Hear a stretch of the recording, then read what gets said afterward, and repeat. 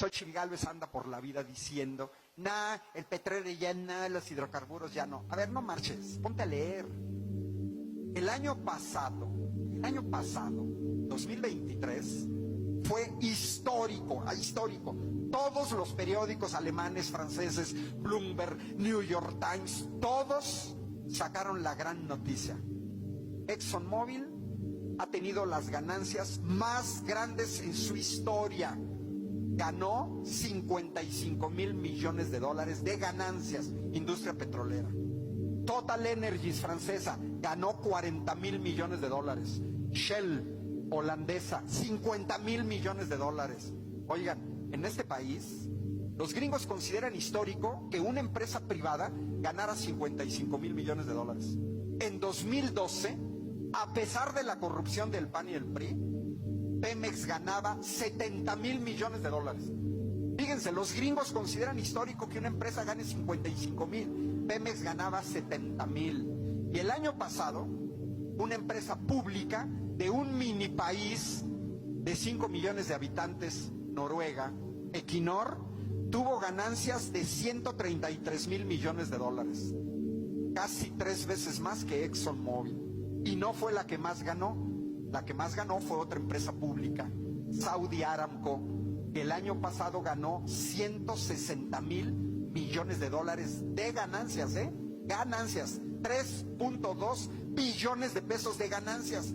Y todavía no salen con el cuento que el petróleo no es negocio. Miren, si Pemex se vendiera, los primeros que estarían aquí hasta se tropezarían sería Shell, British Petroleum, Gulf. Miren, con los ojos cerrados nos compran Pemex. Con los ojos cerrados nos compran Comisión Federal de Electricidad. Es un negociazo. La energía no necesita ni siquiera publicidad, no necesita comerciales en la tele que digan, cómprame gasolina, cómprame energía eléctrica, porque son productos de primera necesidad. Ya, es un gran negociazo. En México, cuando gobernaba el corrupto de Vicente Fox, del que formó parte la señora Xóchitl Gálvez, producir un barril de petróleo en México costaba $20. Se estaba vendiendo allá afuera en $100. En $100. Y cuando digo que costaba $20, incluyo la corrupción de los dirigentes de Pemex, del sindicato de Pemex. Costo total. Ganancia, $80 por barril. Bueno, con Fox se estuvieron exportando 2 millones de barriles diarios. Y por cada uno de esos 2 millones ganabas $80, 160 millones de dólares de ganancia. 160 millones de dólares de ganancia. 3,200 millones de pesos cada día que le entraban a este país. 3,200 millones. En 10 días se pagaba todo el presupuesto del Estado de México.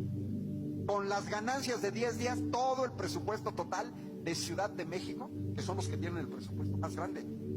Preguntémosles a Xóchitl Gálvez, a Felipe Calderón, a Enrique Peña Nieto, ¿qué hicieron con ese dinero? Porque se quejan del Tren Maya, pero dejaron tirado el tren Toluca-Ciudad de México, porque el gran negocio del neoliberalismo era que presupuestaron ese tren en 30,000 millones de pesos. Se fue Peña Nieto y dejaron una tercera parte del tren y se gastaron el doble, 60,000 millones de pesos, y solo construyeron el doble. ¿Lo está terminando el gobierno de la 4T? Pues sí, pero el gobierno de la 4T tuvo que meterle otros 30,000 millones. Pero si hubieran seguido panistas y priistas, todavía no lo terminarían. Y no costaría 30,000 millones, 180,000 millones. A ver, ¿se acuerdan cómo se pusieron bien perruchis con el aeropuerto de aquí de Texcoco? Uy, no, que el costo. A ver. Ese aeropuerto estaba presupuestado inicialmente en 170,000 millones de pesos. 170,000 millones de pesos. Nos iba a costar 750,000 millones de pesos. 750,000 millones de pesos, datos oficiales del Observatorio del Gasto Público de la Secretaría de Hacienda de Enrique Peña Nieto. Ahora, tuvieron 6 años para construir el aeropuerto, ¿sí o no? Dice que les interesaba mucho. ¿Qué hicieron? Unos cuantos pilotes en un terreno, el peor del mundo, donde se iba a hundir permanentemente. ¿Cuál era el negocio? El mantenimiento. No, pues sí, cualquiera se hace rico si le dan el mantenimiento de ese aeropuerto.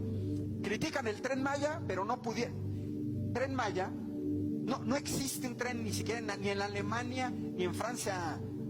Miren, Alemania, de frontera sur con Austria a la frontera norte, son 1000 kilómetros. El Tren Maya es de 1800 kilómetros.